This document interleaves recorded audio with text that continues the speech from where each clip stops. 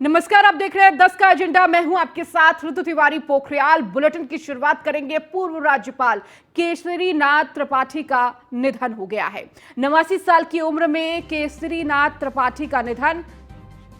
आज सुबह करीब 5 बजे ली अंतिम सांस। सीएम योगी ने निधन के बाद गहरा दुख जताया। लंबे समय से बीमार चल रहे थे केसरी नाथ त्रिपाठी। आज शाम रसूलाबाद घाट पर उनका अंतिम संस्कार होगा। तो सीएम योगी ने दुख जताया। तो लंबे समय से बीमार चल रहे थे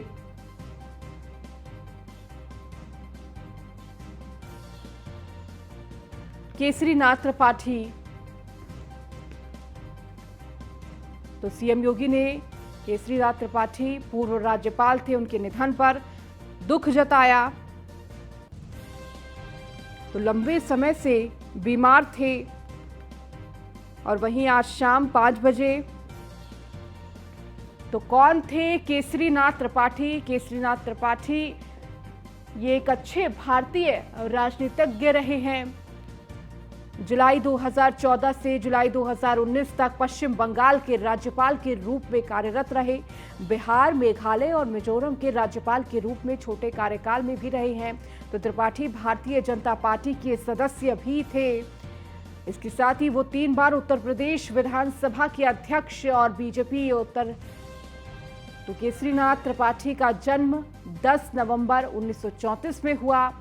एक अच्छे भारतीय राजनीतिज्ञ के रूप में इन्हें जाना जाता है। 2014 से 2019 तक पश्चिम बंगाल के राज्यपाल का कार्यभार संभाला। बिहार, मेघालय, मिजोरम के राज्यपाल के रूप में भी इन्होंने कार्यभार संभाला है। और अधिक जानकारी के साथ मनीष मिश्रा हमारे संवाददाता हमारे साथ जुड़ चुके हैं। मनीष, आज पूर्व राज्यपाल केसरी नाथ त्रिपाठी का निधन हो गया। 89 साल की उम्र में उनका निधन हुआ है। किस तरह से आज पूरा अंतिम संस्कार का कार्य किया जाएगा, क्या जानकारी मिल रही है?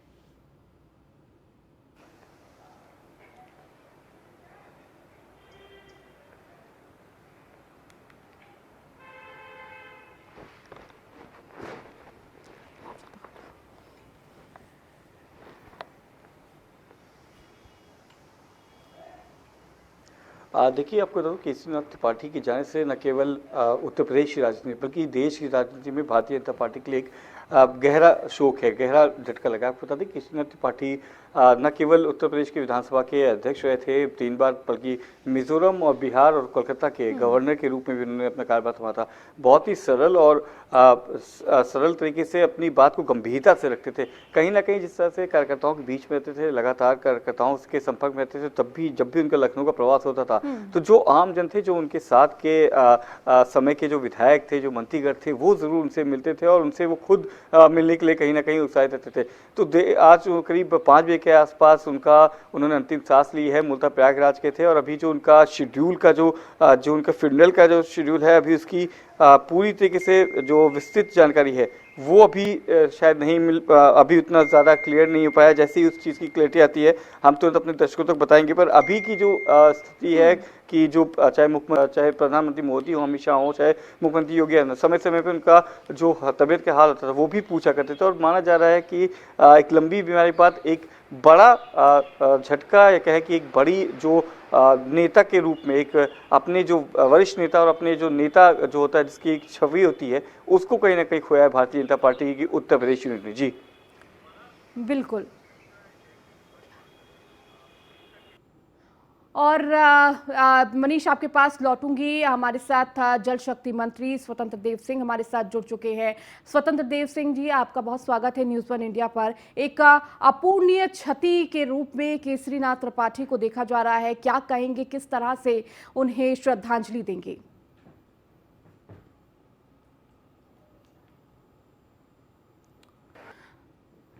तो आज पूर्व राज्यपाल केसरी नाथ त्रिपाठी का निधन हो गया।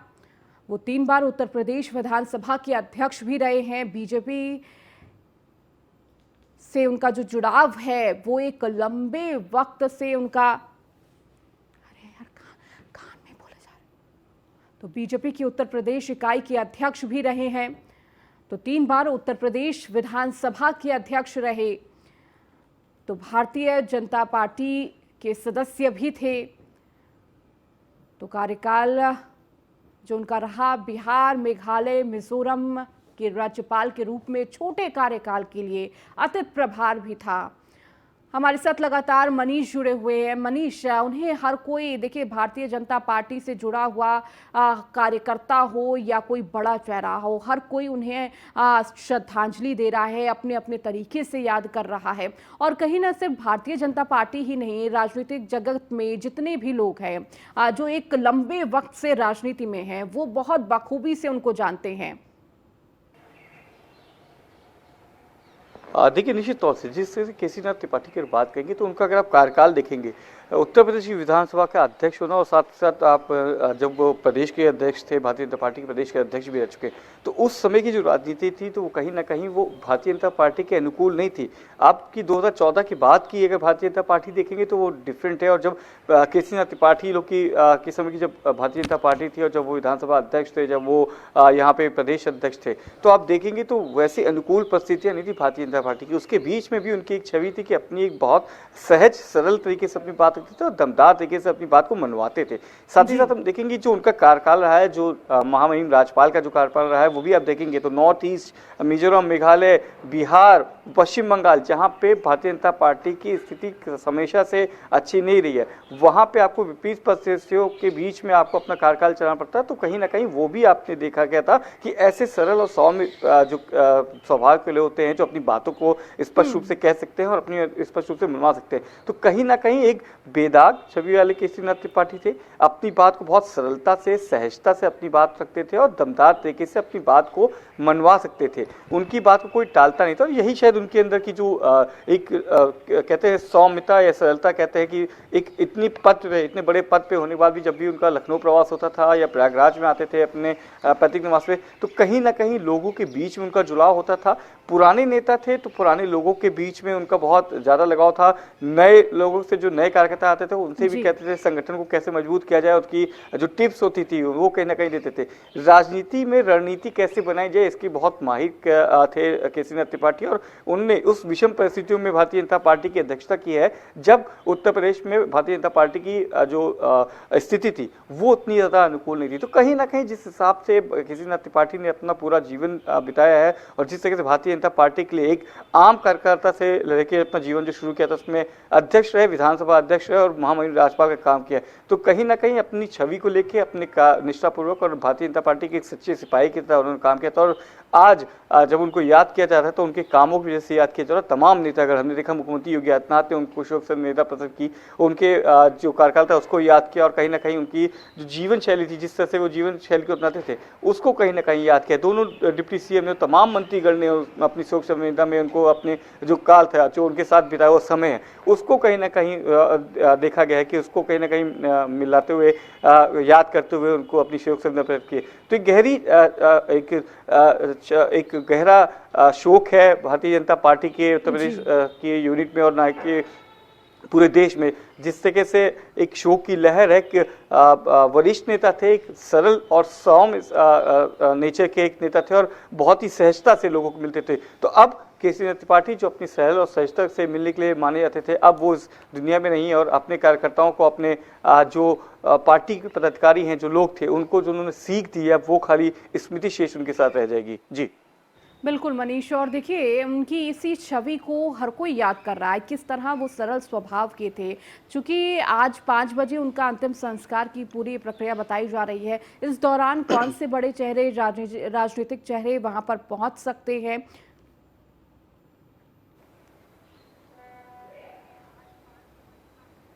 देखिए, अभी इनका प्रोग्राम, जो इनका लास्ट फ्यूनरल का प्रोग्राम है, उसमें अभी जिनके जाने की जो सूची है वो अभी पूरी तरह से जा रहा है कि तमाम मंत्रीगण हैं जो उत्तर प्रदेश सरकार के, वो यहाँ से जाएंगे। शीर्ष नेतृत्व के जो लोग हैं वो भी वहाँ पहुँच सकते हैं उनके फ्यूनरल के लिए। और अभी कोई ऐसे प्रोटोकॉल जारी नहीं हुआ है। कोई प्रोटोकॉल जारी होता है तो हम तुरंत अपने दर्शकों को बताएंगे, क्योंकि अभी जिस तरीके से उनकी क्योंकि मुख्यमंत्री योगी आदित्यनाथ खुद बाहर हैं, अब से कुछ देर में वो वाराणसी के लिए निकल जाएंगे। इसके बाद माना जा रहा है जो दोनों डिप्टी सीएम हैं, तो तमाम मंत्रीगण हैं वो पहुंच सकते हैं उनके फ्यूनरल के लिए, और शीर्ष नेतृत्व से काफ़ी लोग वहां पहुंच सकते हैं। न केवल उनकी भारतीय जनता पार्टी में, तबकि और जो विपक्ष के पार्टीगत थे उसमें भी कहीं ना कहीं उनकी छवि थी। और माना जा रहा है कि विपक्ष भी कई बड़े नेता उनके जो अंतिम संस्कार है, अंतिम दर्शन के लिए पहुँच सकते हैं। जी ठीक है, बहुत शुक्रिया मनीष इस तमाम जानकारी को देने के लिए। तो इस वक्त आपको बड़ी खबर दे रहे थे जहां पर पूर्व राज्यपाल केसरीनाथ त्रिपाठी का निधन हो गया। 89 साल की उम्र में उनका निधन हुआ है और अब शाम 5 बजे अंतिम दर्शन के लिए लगातार लोग पहुंचने लगेंगे। खबरों में आगे बढ़ेंगे। सीएम योगी का वाराणसी दौरा आज है। दोपहर 1 बजे के बाद वाराणसी रवाना होंगे सीएम योगी। दोपहर करीब 1:50 पर बीएचयू के स्वतंत्रता भवन पहुंचेंगे सीएम योगी। स्वतंत्रता भवन में सीएम योगी प्रदर्शनी का अवलोकन करेंगे। तो सीएम योगी का आज वाराणसी कार्यक्रम है, तो क्या कुछ पूरा कार्यक्रम है आपको मिनट टू मिनट वो भी बता देते हैं। सीएम योगी का आज वाराणसी दौरा। दोपहर करीब 1:30 बजे वाराणसी पहुंचेंगे सीएम योगी। स्वतंत्रता भवन में आयोजित कार्यक्रम में शिरकत करेंगे। अंतर्राष्ट्रीय संगोष्ठी सुफलाम कार्यक्रम में शिरकत करेंगे। स्वतंत्रता भवन में प्रदर्शनी का अवलोकन करेंगे सीएम योगी। 3:30 बजे रविदास घाट से गंगा पार बन रहे टेंट सिटी का जायजा भी लेंगे। अधिकारियों के साथ विकास कार्यों, कानून व्यवस्था की समीक्षा करेंगे। G20 सम्मेलन से संबंधित सभी तैयारियों की समीक्षा बैठक भी करेंगे। तो ये वो तमाम कार्यक्रम आज रहने वाले हैं सीएम योगी आदित्यनाथ के वाराणसी में। तो वाराणसी का दौरा है उनका और इस दौरान करीब 1:30 बजे वो वाराणसी पहुंच जाएंगे। तो स्वतंत्रता भवन में आयोजित कार्यक्रम में शिरकत करेंगे। अंतर्राष्ट्रीय संगोष्ठी सुफलाम कार्यक्रम में शिरकत करेंगे। तो स्वतंत्रता भवन में प्रदर्शनी का अवलोकन करेंगे सीएम योगी और इसके बाद 3:30 बजे रविदास घाट से गंगा पार बन रहे टेंट सिटी का जायजा लेंगे। अधिकारियों के साथ विकास कार्यों, कानून व्यवस्थाओं की समीक्षा बैठक भी करेंगे। G20 सम्मेलन से संबंधित सभी तैयारियों की समीक्षा बैठक लेते हुए सीएम योगी आदित्यनाथ नजर आएंगे। तो देखिए, इस दौरान काशी विश्वनाथ मंदिर के दर्शन पूजन भी करेंगे, वो तस्वीरें भी सामने आएंगी। और अधिक जानकारी के साथ संतोष ओझा हमारे संवाददाता वाराणसी से जुड़ चुके हैं। संतोष, आज सीएम योगी आदित्यनाथ का वाराणसी दौरा है जहां कई कार्यक्रमों में हिस्सा लेंगे, इसके साथ ही विकास कार्यों और कानून व्यवस्था की समीक्षा करते हुए भी नजर आएंगे। देखिए, 2 बजे का समय होगा जब मुख्यमंत्री बीएचयू पहुंचेंगे। वहां पे स्वतंत्रता भवन में सुफलाम कार्यक्रम में भाग लेंगे। कृषि मंत्रालय द्वारा ये आयोजित कार्यक्रम है जिसमें कृषि को लेकर, खास करके जमीन और पर्यावरण को लेकर तमाम प्रदर्शनी लगाई गई है। संगोष्ठी होगा और इसके बाद यहाँ से ये घाट के जरिए उस पार जाएंगे जहाँ टेंट सिटी बनाई जा रही है। टेंट सिटी एक नए कंसेप्ट का कल्चर है जिसे बनारस में पहली बार प्रयोग किया जा रहा है। टेंट सिटी में लोग अलग अलग जगहों से रहेंगे और रह के बनारस में पर्यटन की दृष्टि से बढ़ावा देने का ये एक योजना है। इसके विकास कार्यों को देखने के बाद ये वापस समीक्षा के लिए सर्किट हाउस पहुंचेंगे जहां अधिकारियों के साथ G20 के लिए कार्यों के विकास का जायजा लेंगे और वहीं साथ ही साथ दूसरी ओर कानून और व्यवस्था का भी समीक्षा बैठक करेंगे। समझा जा सकता है कि T20 की बात यदि कह जाए G20 की, तो G20 अपने आप में एक बड़ा कार्यक्रम होगा। बनारस में पहली बार इतने बड़े कार्यक्रमों का आयोजन होगा। स्वाभाविक सी बातें हैं कि सड़कें और तमाम जगहों पे न केवल सुंदरीकरण की बातें होंगी बल्कि उन्हें नए ढंग से व्यवस्थित करने की भी बात होगी, जिसका समीक्षा बैठक में चर्चाएं होंगी। जी ठीक है, बहुत शुक्रिया संतोष इस जानकारी को देने के लिए।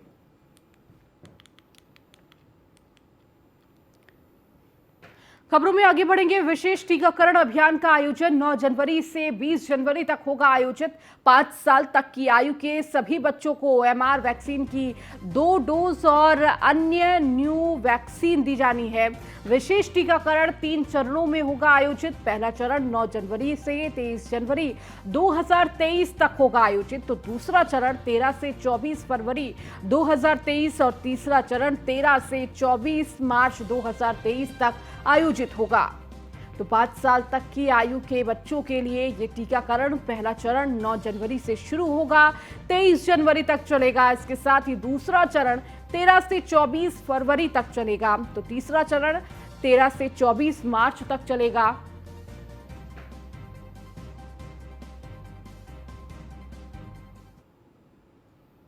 खबरों में आगे बढ़ेंगे, बात हाथरस की करेंगे, जहां पर होटल की लापरवाही से युवक की तबीयत बिगड़ी। आपूर्ति विभाग में तैनात कंप्यूटर ऑपरेटर की बिगड़ी तबीयत। होटल पर पानी में पिलाया ज्वलनशील पदार्थ, तो ज्वलनशील पदार्थ पीने से बिगड़ी कर्मचारी की तबीयत। होटल पर खाना खाने के बाद ज्वलनशील पदार्थ पीने से हालत नाजुक हुई है, तो कर्मचारी युवक के परिजनों ने होटल संचालक पर लगाया आरोप। जिला अस्पताल से डॉक्टरों ने अलीगढ़ मेडिकल कॉलेज किया रेफर। परिजनों की शिकायत पर पुलिस मामला दर्ज कर जांच में जुटी हुई है। हाथरस कोतवाली के नगला मोठ गांव प्रकाश का मामला।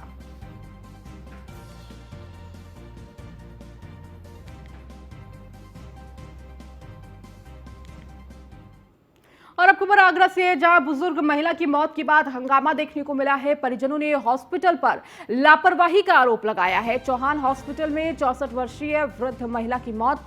गलत इंजेक्शन लगने से हुई है वृद्ध की मौत। पहले भी अस्पताल पर स्वास्थ्य विभाग की हो चुकी है कार्रवाई, और उसके बावजूद देखिए एक बार फिर से ये लापरवाही का मामला सामने आया है, जहां चौहान हॉस्पिटल में 64 वर्षीय वृद्ध महिला की मौत हो गई है। तो कहा जा रहा है कि गलत इंजेक्शन लगने से वृद्ध महिला की मौत हुई है।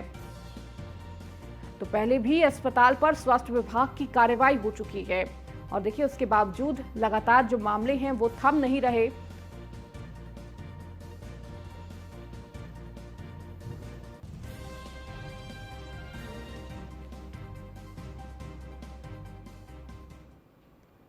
और अब खबर चंदौली से है, जहां पुलिस को मिली है बड़ी सफलता। 50 गोवंशों के साथ 4 तस्करों को पुलिस ने गिरफ्तार किया है। तस्कर गोवंश को ले जा रहे थे बंगाल। तो यही सैयद राजा पुलिस को भतीजा मोड़ के पास मिली कामयाबी। तो 50 गोवंशों के साथ 4 तस्करों को पुलिस ने गिरफ्तार किया है।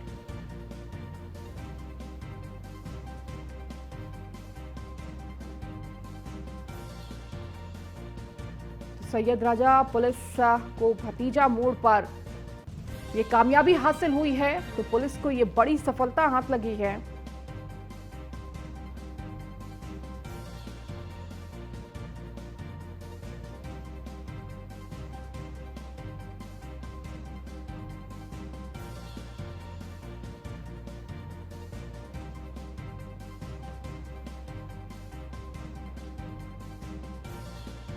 चंदौली से आपको बड़ी खबर दे रहे हैं, जहां पुलिस को बड़ी सफलता हाथ लगी, जहां पर 50 गोवंशों के साथ 4 तस्करों को पुलिस ने गिरफ्तार किया है।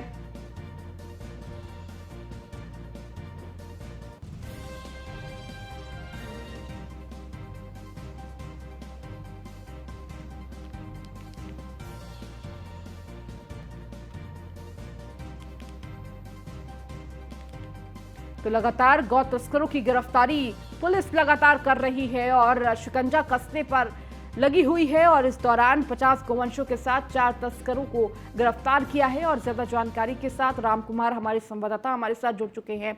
रामकुमार, एक बड़ी सफलता हाथ लगी है पुलिस प्रशासन को, जिस तरह से लगातार गोकशी करने वालों पर जिस तरह से नकेल कसी जा रही है, और एक और गिरफ्तारी। जी बिल्कुल, हम आपको बता दें कि चंदौली पुलिस कप्तान अंकुर अग्रवाल लगातार जो है हर थानेदारों को अलर्ट कर रहे हैं कि जिले में जो भी तस्कर हो उनको गिरफ्तार करके जेल भेजो। और उसी क्रम में सैयद राजा पुलिस जो है कल देर शाम जो है चेकिंग कर रही थी, और उसी दौरान मुखबिर के द्वारा सूचना मिली कि एक कंटेनर और डीसीएम गाड़ी से गौवंश की खेप बंगाल की तरफ ले जाई जा रही है। और उस सूचना पे जो है सैयद राजा पुलिस छापेमारी करके जो सभी गौवंश है उनको कब्जे में ले लिया, और 4 तस्कर मौके से गिरफ्तार हुए हैं और उनको कब्जे में लेकर आपराधिक इतिहास संभालने में जुटी हुई है। जी ठीक है, बहुत शुक्रिया राम इस जानकारी को देने के लिए।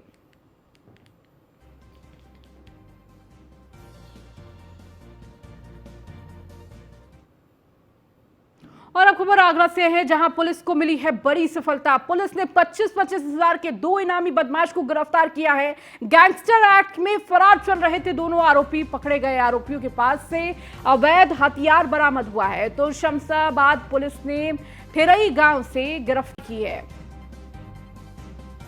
तो शमशाबाद पुलिस ने ठेरई गांव से ये गिरफ्तारी की है। 25-25 हजार के इनामी बदमाश को गिरफ्तार किया है। बड़ी सफलता इस वक्त पुलिस के हाथ लगी है। 2 इनामी बदमाश जिनकी गिरफ्तारी हुई है। गैंगस्टर एक्ट में फरार चल रहे थे दोनों आरोपी।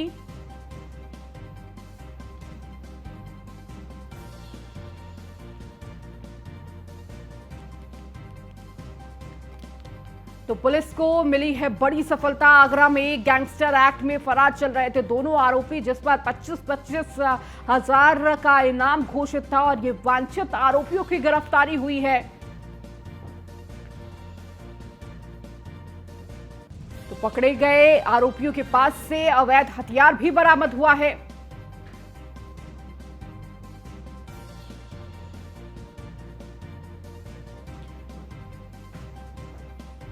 तो शमशाबाद पुलिस ने ठरई गांव से ये गिरफ्तारी की है। गैंगस्टर एक्ट में दोनों आरोपी फरार चल रहे थे, जिनकी गिरफ्तारी हुई है। 25,000 का इनाम भी इन दोनों आरोपियों पर था और लंबे वक्त से पुलिस इनकी तलाश कर रही थी और पुलिस के हत्थे ये दोनों आरोपी चढ़ गए।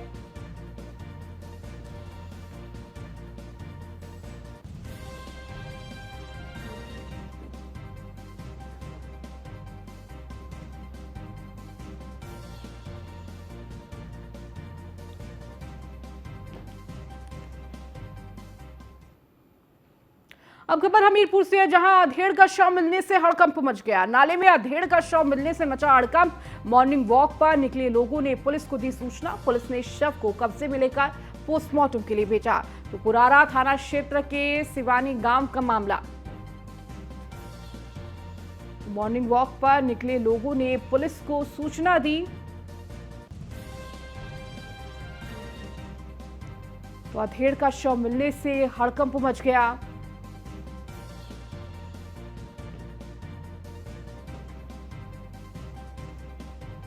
हमीरपुर का ये पूरा मामला है, जहां पर अधेड़ का शव मिलने से हड़कंप मचा।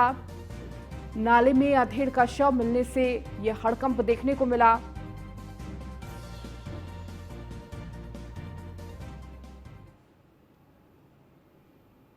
चलिए, इस बुलेटिन में फिलहाल इतना ही। बने रहिए न्यूज़ 1 इंडिया के साथ।